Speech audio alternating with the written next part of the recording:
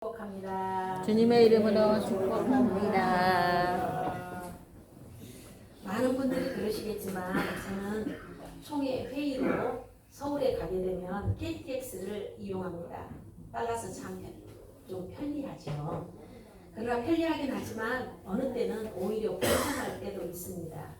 그 이유는요, 마치 감옥처럼 답답하게 할 때가 있기 때문입니다. 기차가 감옥처럼 느껴지는 그 이유는요, 창밖을 볼 수 없을 때입니다.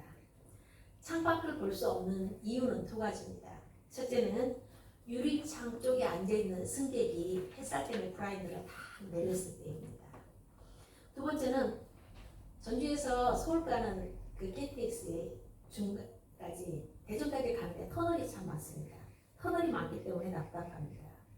기차 여행의 낭만은 뭡니까? 창밖을 이렇게 내다보면서 여유롭게 가는 거죠. 그런데 브라인드가 내려져 있고 아니면 터널을 지나서 어느 때는 좀 답답할 때가 종종 있습니다. 그럴 때는 가끔씩 이거 고속버스 탄 걸 잘못했나? 이런 생각이 들기도 합니다.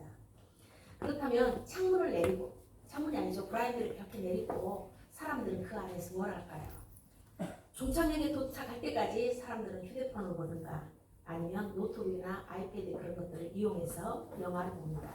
그리고 또 나머지 사람들은 대부분 잠을 잡니다. 그렇게 각자 자신에게 몰두해 있죠. 창밖에는 별로 관심이 없는 듯 보입니다.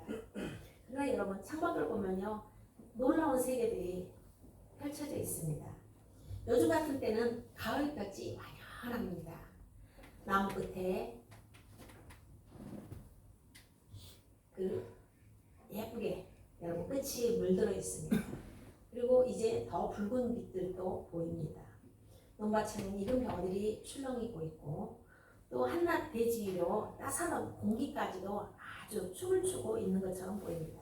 이것이 바로 하나님이 우리에게 주신 창조 세계의 있지요. 늘 콘크리트 이 벽 안에 이렇게 갇혀서 살고 있으니까 그래도 기차를 타면서 왜 바깥 세상을 보지 않으려고 할까요? 기차 안에서라도 저 이 유리창을 통하여서 저 멋진 세상을 볼 수 있으면 얼마나 좋을까요? 그런데 불행하게도 많은 사람들은 바로 자기 좋은 세계 안에 자기 자신을 거두고 있는 것을 보게 됩니다. 오늘 본문에도 보면요, 예수님께 제자들이 질문하는 내용으로 시작합니다. 제자들이 예수님에게 다시 물은 것이 무엇일까요? 여기에서 지난 주일에 우리가 들었던 말씀을 한번 생각해 봅시다. 어느 날 바리새인들이 예수님을 시험하기 위해서 예수님에게 물었어요. 이혼이 가능해요? 이렇게 질문을 합니다.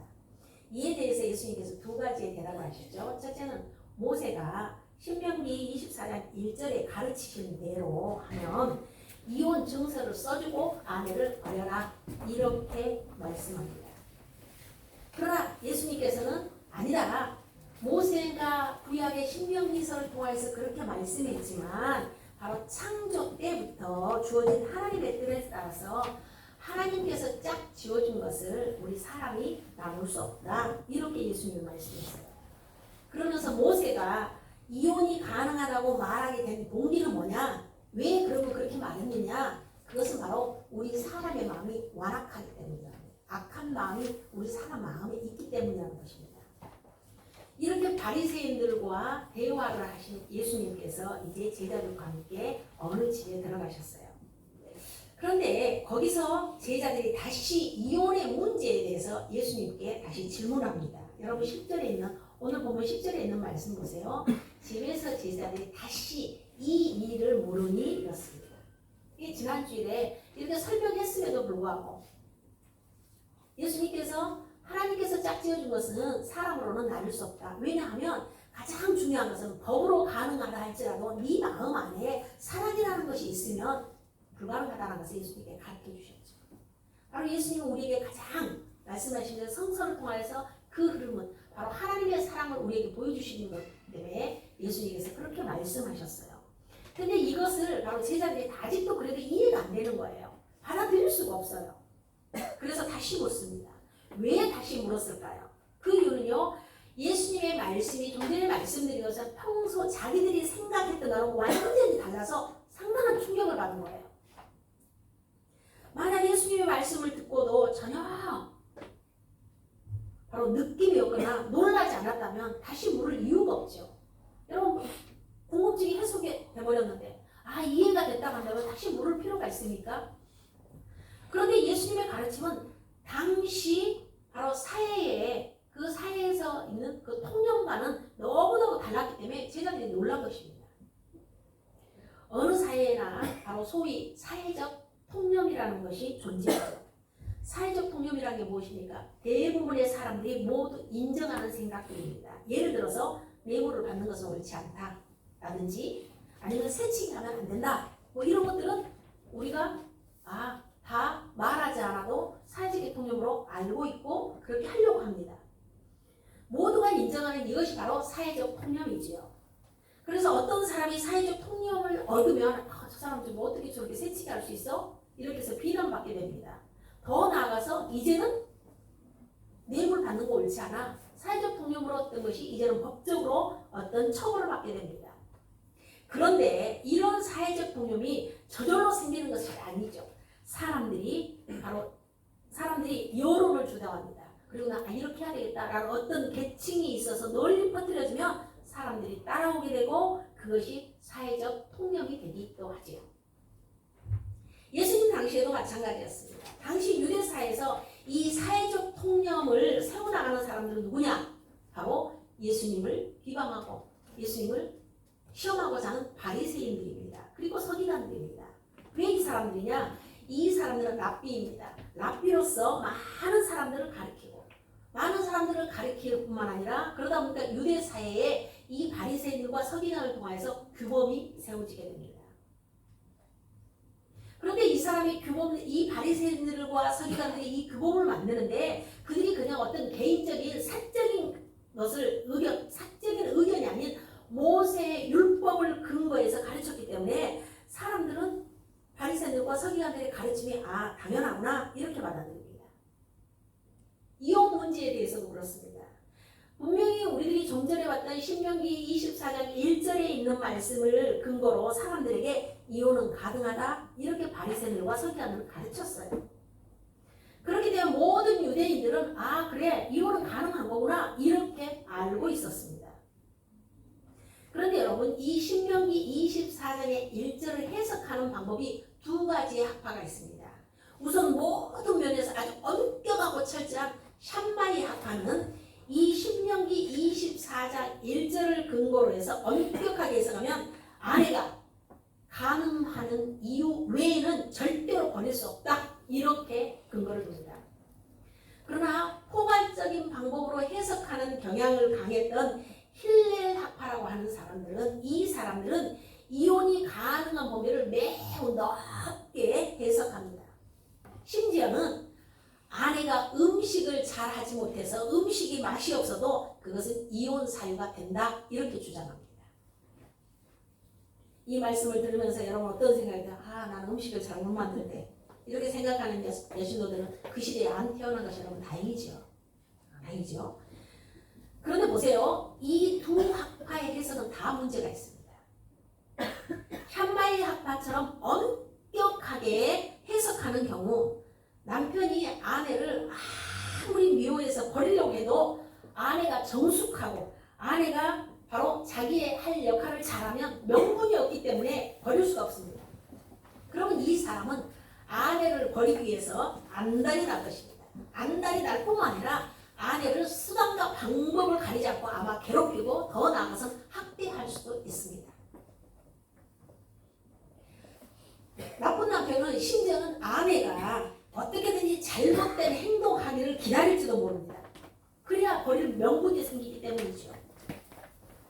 또 힐렐 학파는 이혼 사유를 폭넓게 해석했어요. 그러니까 아내들은 언제 어느 때 내 남편이 어떤 명분을 내세워서 자기를 버릴지도 모릅니다. 언제 어느 때 야 이혼해 이렇게 하면 어떻게 되겠어? 불안하게 그러니까 짝이 없을 것입니다.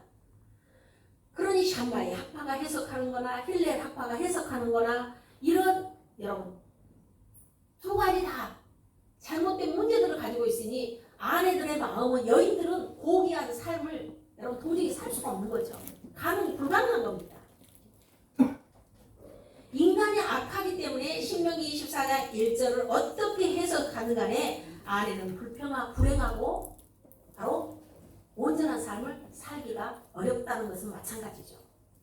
이러한 상황이다 보니까 남자들은 항상 아내에 대해서 큰 소리를 사고 아내들은 늘 불안하고 초조하고 두려움 속에 고통스러운 삶을 살아야 하는 것이 이 두 학파의 해석 방법입니다. 그런데 문제는 그들의 학파만의 문제가 아니라 제자들도 그대로 생각하고 있다는 거예요.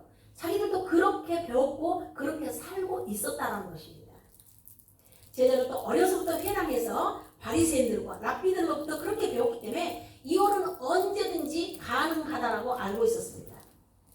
그런데 여러분, 예수님의 제자들 12명입니다. 결혼한 사람은 몇 명이었을까요? 한 명만 나와요, 성경에는. 베드로 한 명만 나옵니다. 왜냐하면 그것도 베드로가 결혼했다, 결혼식을 했다 그런 것이 아니라 베드로의 장모를, 연병이 된 장모를 예수님께서 가서 고쳐주셨다는 장면이 나오기 때문입니다. 그렇게 기록되어 있기 때문에 또 그것만이 아니라 고린도전서 9장 5절에 있는 말씀 보면 베드로가 믿음의 자매가 된 아내, 이렇게 자기 아내를 소개합니다. 그리고 바로 전도를 나가면서 자기 아내를 마지막에는 함께 데리고 가는 것이 기록되어 있습니다. 다른 11제자의 결혼 여부는 성경 어디에도 찾아볼 수는 없습니다. 전승에도 나와 있지 않습니다. 어찌됐든 간에 결혼을 했냐 안 했냐 그게 중요한 게 아니라 베드로나 하여튼 분명하게 결혼한 사람이었는데, 그러면 평소에 베드로는 자기 아내를 어떻게 돼 있을까요?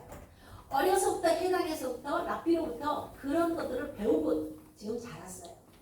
그리고 결혼을 했어요.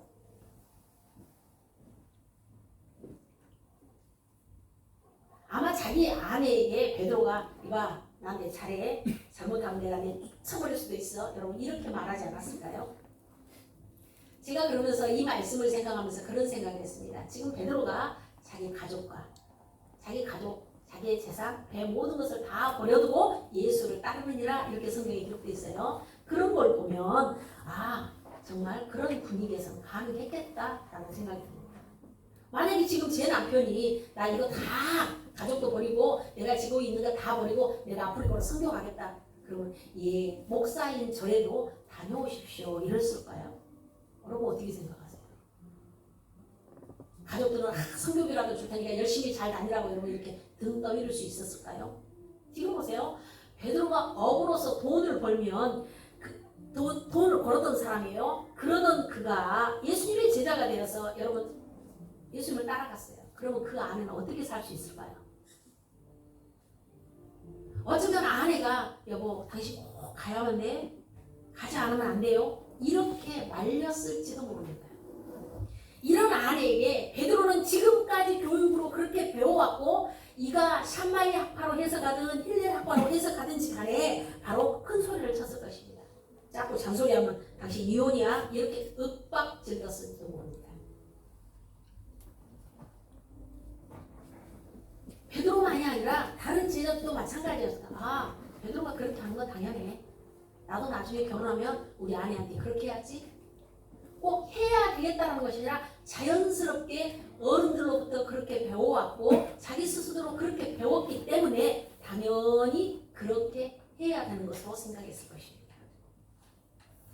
이런 제자들에게 예수님께서 하나님이 짝지어 주신 것을 사람이 나눌 수 없다라고 하시는 이 말씀은 무척이나 놀라운 말이고, 야 어떻게 저런 말 할 수 있어? 그럼 모세 율법을 깨지겠다는 거야? 제자들이 이렇게 의문을 던질 수가 없습니다.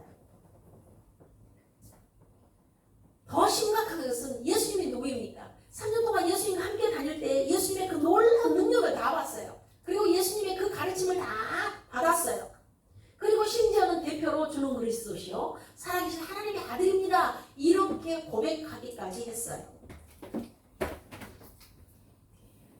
그러니 이 말씀을 믿어야 될까 안 믿어야 될까가 아니라 제자들은 확실하게 예수님께 다시 물어보고 싶었던 것입니다. 이혼한 문제에 대해서 확실하게 하기 위해서 물었던 거예요. 비록 랍비들이 이혼이 가능하다고 말해갖고 우리가 지금까지 이렇게 알고 있었지만 예수님의 말씀이 더 권위 있는 거 아닌가? 그러니 다시 한번 확실하게 우리가 물어봐야 되겠다. 이런 생각으로 예수님께 제자들이 다시 물은 것입니다. 이런 생각을 가진 제자들의 물음에 대해서 예수님이 뭐라고 대답하십니까? 오늘 본문 11절, 12절에 이렇게 말씀합니다. 이르시되 누구든지 그 아내를 버리고 다른 데로 장가드는 자는 본처에게 간음을 행하며 또 아내가 남편을 버리고 다른 데로 시집가면 간음을 행함이니라. 이렇게 말씀합니다. 무슨 말이냐? 어떤 남편이 자기 아내를 버릴 때에 그 마음에 이미 다른 여인에게 갈 생각이 있고 정말 아내를 버린 후에 자기 마음속에 있는 그 여인에게 갔다면 그것이 바로 간음이다 라는 죄로 말씀하고 있습니다. 그것이 간음이라는 것입니다. 또 아내가 이미 자기 마음에 다른 남자를 염두에 두고 남편과 갈라선다면 그것 역시도 간음이다라는 말씀입니다. 유대인의 경우에 여러분 아내가 남편을 버리는 일 생각할 수가 없는 일이라. 물론 생각할 수도 있죠. 아, 율법에서는 이렇게 가르쳤으니까 우리 아내를 버릴 수 있어. 이렇게 생각하시죠. 근데 예수님께서 아내가 남편을 버리는다는 말씀의 이유는 당시 유대인을 지배하는, 지금 유대가 어느 나라에 지금 종속되어 있습니까? 로마라고 하는 나라의 지배를 받고 있습니다. 그런데 이 로마에서는 여자가, 아내가 남편을 버리는 경우가 있습니다. 그게 바로 뭐냐? 예수님의 이 말씀은 이미 우리들이 잘 알고 있는 분봉왕 헤롯이 자기 동생의 아내인 헤로디아와 결혼한 것을 비판하는 말씀입니다. 여러분 헤로다, 여러분 잘 알고 있죠? 본래 여러분 남아테안이라고 하는 그 왕국의 공주와 결혼했습니다. 그래서 이 헤롯이 20년 동안 같이 살고 있었어요. 그런데 자기 제수씨인 헤로디아를 다 보니까 너무 마음에 들어. 너무 마음에 들어. 그래서 결혼하기 위해서 자기 아내를 20년 동안 살고 있던 아내를 버립니다. 헤로디아 역시도 시의 아주버님인 헤롯이 자기 남편 빌립보다 훨씬 멋지게 생겼어. 그리고 왕이야. 그러니 도저히 이해가 안 되겠지만 바로 사회적인 통념에서 이해가 되지 않고 율법적으로 안 된다고 했음에도 불구하고 바로 이 헤로디아가 자기 남편 빌립을 버립니다. 왜냐하면 자기 시아버지 주머니 시숙님에게 결혼하기 위해서. 이 두 사람은 이미 마음에 서로 바로 다른 아내를, 다른 여인을, 다른 남편을 마음에 가지고 있었기 때문에 예수님께서 이 말씀을 하신 이유는 바로 그것이 간음이다 이렇게 비판하시는 것입니다. 이렇게 말씀하니까 예수님께 다시 물은 제자는 이제 확실하게 알게 된 거죠. 그동안 랍비들이 모세를 근거로 해서 가르친 것은 인간이 얼마 악하다는 것, 그 악함에서부터 비롯된 편법에 불과한 것이고 완전한 법은 예수님께서 가르치신 것이구나 이걸 알게 된 거죠. 여러분 제가 앞에서도 언급한 것 같아요. 베드로가 당시 유대사의 통념에 따랐다면 아내를 동반해서 전도 여행을 한다? 있을 수 없는 일입니다. 그런데 베드로가 예수님의 이 말씀, 하나님이 짝지어 주시면서 사람이 나눌 수 없다라는 이 예수님의 말씀에 그래 그렇구나 라는 생각이 들었고 그 말씀을 따라서 바로 자기 아내를 전도여행에 함께 간 것은 아닐까라는 생각입니다. 그렇다면 여러분 베드로의 아내는 예수님께 크게 감사해야 마땅하죠. 남편의 마음에 있던 신명기 24장 1절의 그 편법을 완전히 몰아낸 거죠. 절대 하나님께서 짝지어 주신 것은 사람 힘으로 갈라질 수 없어 라는 말씀. 신명기 24장 1절의 그 글에서 어떻게든지 아내가 이만큼만 잘못해도 내쫓길 그런 위험은 없다는 거죠. 그런 여러분 예수님이 얼마나 감사해야 되겠습니까? 근데 예수님이 감사할 사람은요 베드로의 아내만은 아닙니다. 저와 여러분 모두가 다 감사해야 됩니다. 만약에 유대식 사회가 되어서 남편이 자기 아내를 마음대로 버린다든지 로마식 사회가 되어서 아내가 남편을 마음대로 버린다고 한다면 만약에 인간의 자기 편한 법대로 편법대로 했다면 이미 이 자리에 있는 우리 모두가 가정이 깨어질 가정이 정말 많을 것입니다. 그러나 예수님께서 바로 창조 때부터 세워진 하나님의 법을 가르치시기 때문에 우리는 힘들고 어렵다 할지라도 결혼의 성스러움을 알고 가정의 소중함을 알기 때문에 예수님의 근거로 이렇게라도 살고 있는 것입니다. 여러분, 이게 바로 창밖에 펼쳐진 축복의 세상입니다. 유대인들처럼 이혼은 얼마든지 가능하다면 아내를 버리고 가정을 버리던 그 사회는 마치 답답한 기차 내부와 다를 바가 없을 것입니다. 그들은 자기의 취해서 자기가 보고 싶은 것, 자기가 듣고 싶은 것만 하기 위해서 세상 밖을 모르는 것입니다. 나무 끝에 붉은색과 노란색과 여러 아름다운 색들이 들어있는 것도 모릅니다. 다 그렇게 모든 사람들이 살아가는 줄만 알 것입니다. 그렇기 때문에 하나님께서 축복하시는 행복한 결혼과 가정에 대해서 알지 못합니다. 그러나 여러분, 그 블라인드를 올려서 창밖을 내다보면 얼마나 아름다운 세상이 펼쳐져 있습니까? 그 새로운 세상에서 남편과 아내가 서로 약점과 여러분 흠을 덮어가면서 서로 의지가 되면서 위로하면서 여러분 살아갈 수 있다고 한다면, 그렇게 살아가는 그 가정 사이에 바로 거룩한 자녀들이 태어날 것입니다. 그 자녀를 통해서 서로 축복하는 기도가, 거룩한 기도가 되지 않을 수가 없는 거죠.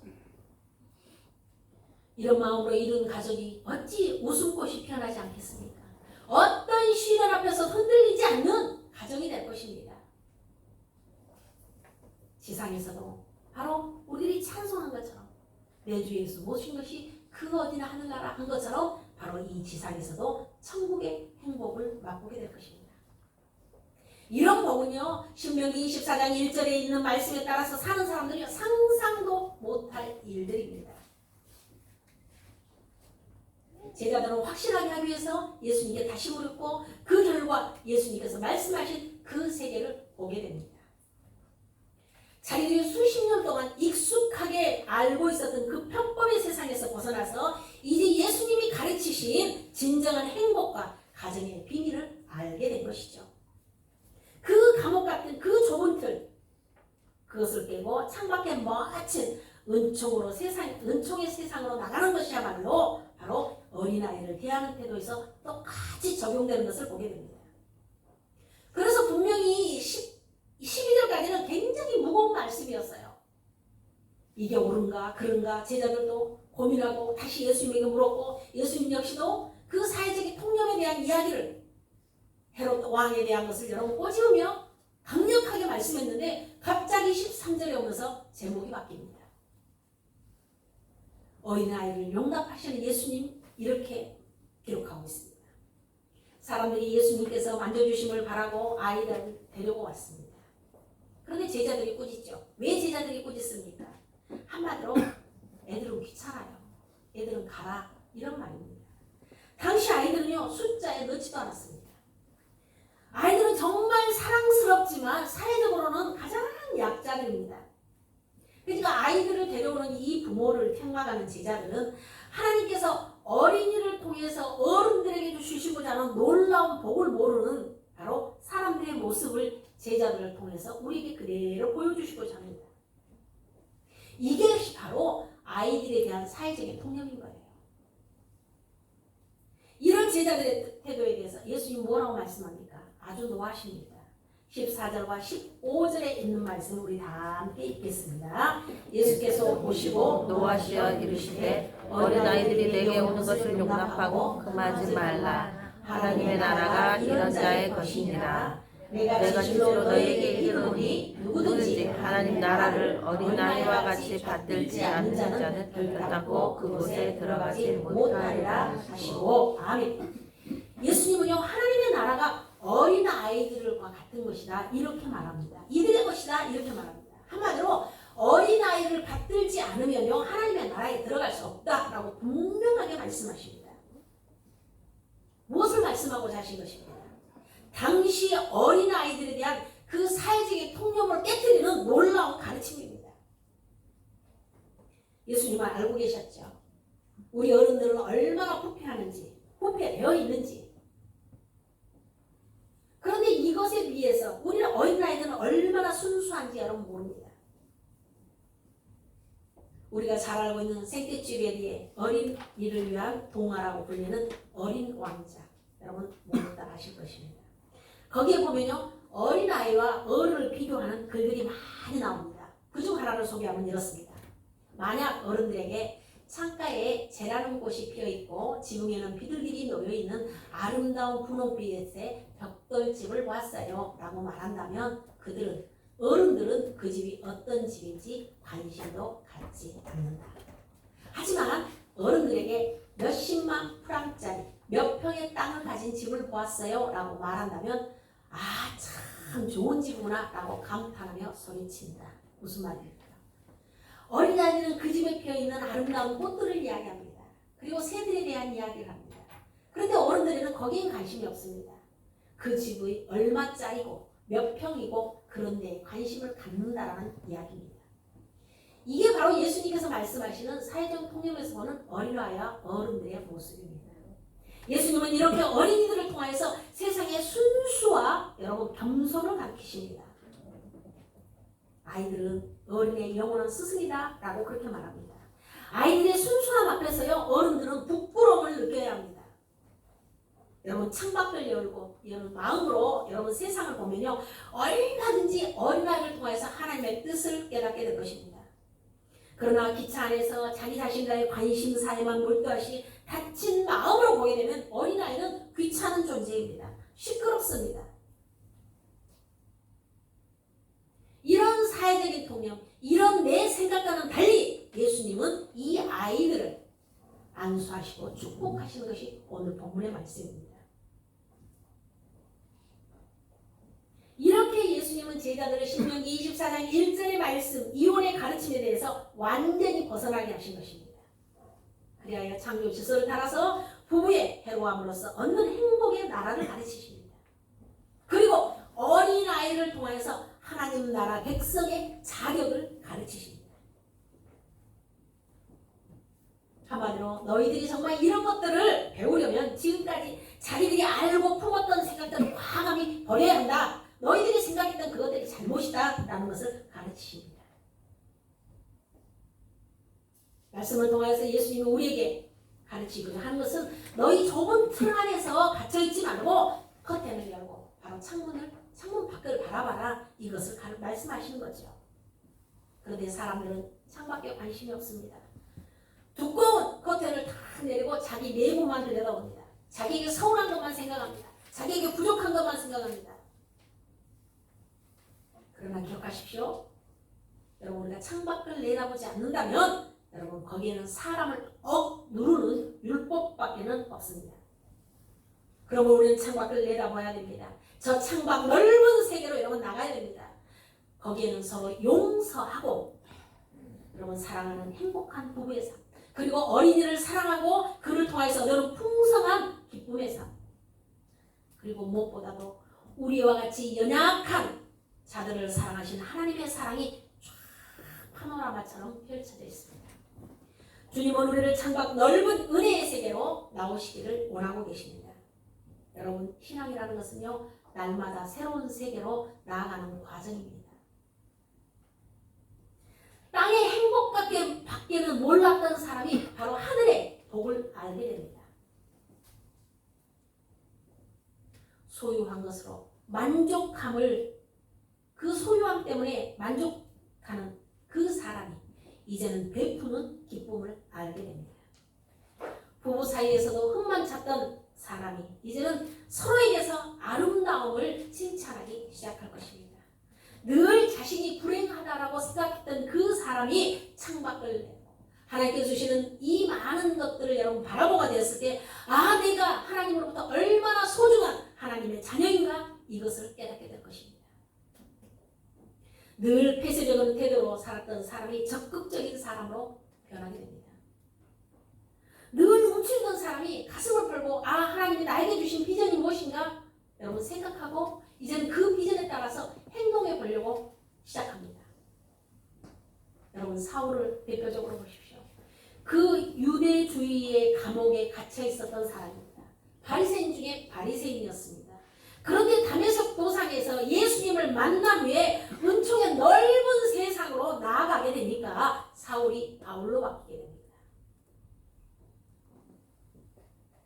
그리고 자기의 옛 사람을 벗어버리고 여러분 새 인생을 살게 됩니다. 우리가 잘 알고 있는 무디라고 하는 여러분 봉사님을 잘 알 것입니다. 이분은 석공이었던 아버지를 4살 때 잃습니다. 학교도 다니지 못합니다. 그리고 구두수송공으로 불행한 감옥에 갇혀서 살았습니다. 그런데 18살 1815년 4월 20일 날 구두방에 어떤 한 신사가 찾아옵니다. 그 사람은 누구냐? 교회학교 선생님입니다. 에드워드 킴볼이라고 하는 선생님을 만나게 됩니다. 그리고 그분을 따라서 교회에 나가게 되면서 성경을 배웁니다. 성경을 배우면서 성경을 통해서 예수님을 만납니다. 주님을 만난 무디는 정말 그 넓은 은총의 세계를 거느리고 하나님의 은혜에 감사해서 세계적인 부강사가 되게 됩니다. 자기는 불행하고 가진 게 없고 평생 구두수성공으로 살 줄 알았는데 성경을 통해서 보니 더 넓은 세상이 있었고 말할 수 없는 영원한 세상이 있음을 보고 이 무디의 인생이 바뀌게 된 것입니다. 그뿐만 아닙니다. 우리나라에서 유명한 이어령 교수, 지성주의라고 하는 감옥에 갇혔던 사람입니다. 그런데 자기 딸을 통하여서 예수님을 만나게 되고 하나님의 은혜를 맛봅니다. 그러자 이 사람이 바로 이 지성에서 영성으로 하는 영성의 세계에서 자유를 얻었다라고 고백합니다. 그 지식의 세계에서는 더 많은 지식을 얻기 위해서 늘 몸부림쳤었는데 영성의 세계에 들어오자 이것이 행복이고 이것이 자유로구나 이것을 고백하게 된 대표적인 사람입니다. 사랑하는 여러분, 여러분의 마음의 커튼을 거두시기를 주님의 이름으로 부탁드립니다.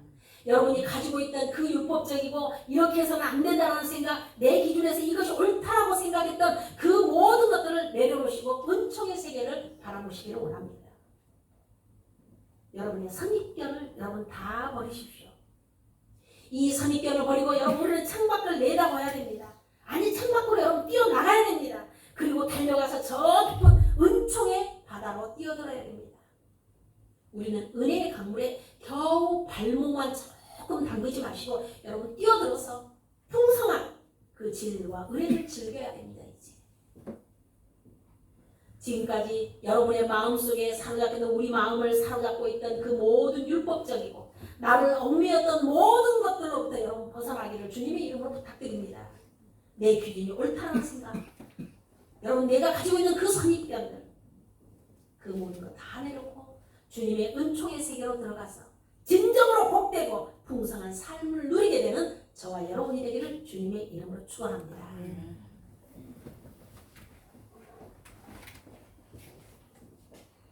우리를 사랑하셔서 진리 안에서 자유케 하신 주님 감사드립니다. 주님께서 우리에게 가르쳐주신 이 말씀대로 우리는 우리가 가지고 있는 선입견, 사회적인 통념을 깨뜨릴 수 있도록 도와주시옵소서. 그래서 내 기준에서 세상을 바라보지 않게 하시고 내 기준에서 다른 사람을 바라보지 않기를 원합니다. 예수님께서 사회적인 통념을 깨고 바로 하나님이 짝지어 주신 것을 결코 사람으로 갈라 설 수 없다라고 말씀하신 하나님, 우리 모든 성도들이 이제 하나님이 우리에게 주신 그 사랑으로 세상을 바라볼 수 있도록 도우시옵소서. 그래서 더 풍성한 삶을 누리는 우리 모든 성도들이 되게 하여 주시옵소서. 다른 사람에게서 단점을 찾는 것이 아니라 하나님의 사랑의 눈으로 하나님께서 우리에게 주신 그 은혜의 강물에 우리를 깊이 빠져서 하나님의 말씀의 기준으로 그들을 사랑하게 하시고 원수를 내 몸과 사랑하라고 말씀하신 하나님의 그 말씀에 힘입어 우리 모두가 하나님을 사랑하고 내 이웃을 내 몸과 같이 사랑하는 성도들이 되게 하여 주시옵소서. 예수님의 이름으로 기도드립니다. 아멘.